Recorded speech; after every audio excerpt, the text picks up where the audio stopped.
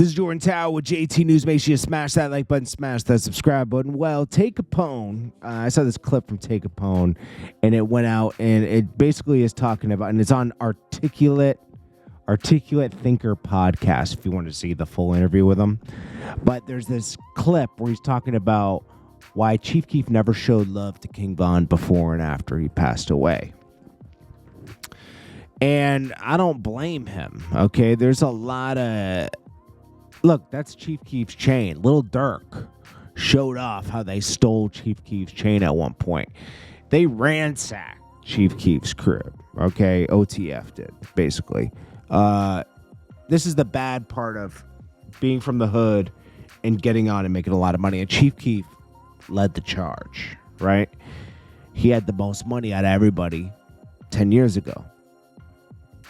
Now, where's everybody going to go when they want to get bail money? They're going to go to Chief Keef. I've seen this with a lot of rappers. I've seen it with Queensbridge rappers. They go to the guy with the most money, and now it's like, oh, can we get $10,000 for such and such bail?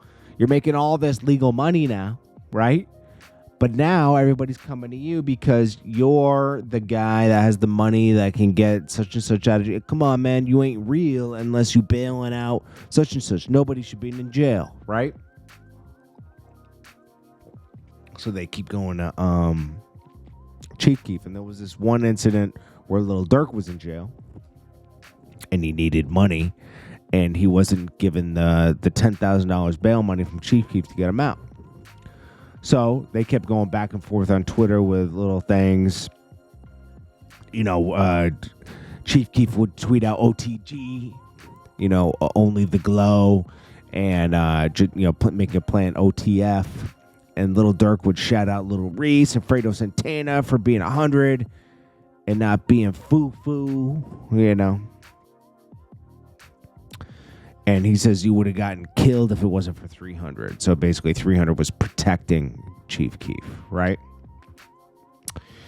So this goes on when a guy named Trey 5, he had been locked up for a few years, and I guess they finally got a bond, and they needed like 25 grand and had 18 grand to put away to get him out. And they needed another 7,500 from Chief Keef.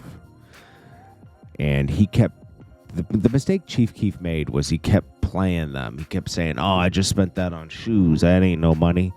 Or, oh, sorry, I just spent that in the club last night. Like he was making light of it because he didn't like them.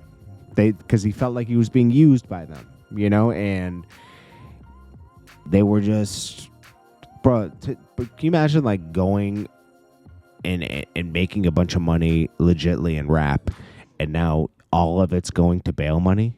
You're just giving it right to the state or bail bondsmen, and eventually, it's like these guys ain't gonna. And then if they show up right for their cases, and the bail money, you get the money back. Who's it going to? It's not going back to you. Because you don't need it to these people you're lending it to. It's like, you don't need it, man. I'm gonna use this on something else. So anyways, Chief Keef got really disrespectful with the Durk situation and said like, he said, I just bought this new motorbike for 10 grand, that was the exact amount of money Durk needed to get out. So with the Trey 5 situation, he kept kind of playing them, like saying, oh, I just spent that $7,500 on shoes, or I just spent this on this. So they eventually just robbed his house, right? They robbed his house, bro. So they went into his house, and this is where it's like his kid had a room and everything.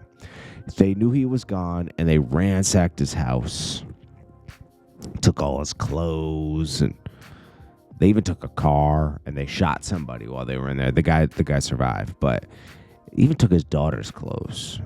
So, Chief Keef went on a rant like, this is when he left Chicago after this. He says, I clothed you. I put money in your little limp pockets, and money, I'm talking hundreds, and got them ones up out of here.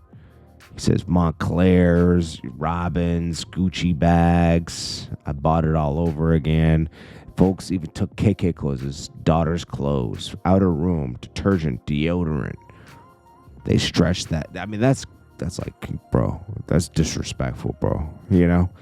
So this is why Chief Keef never messed with him after that, And like sometimes I forgot about all that too. I had to go back and be like, oh yeah.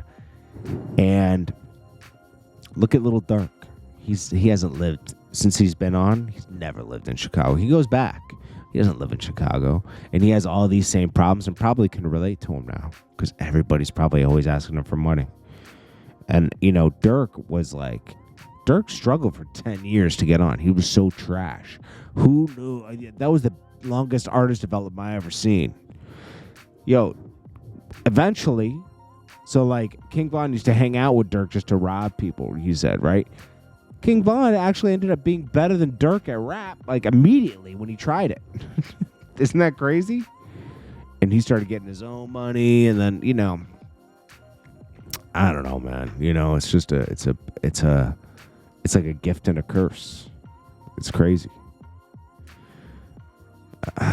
So Chief Keef has been through it, but he's the godfather of all this. I don't know, man. It's Jordan Tower with JT News. I'll check you guys later. Let me know what you get. Little Durk should really like give it up. Without Chief Keef, there might be no Little Durk situation. He paved the way.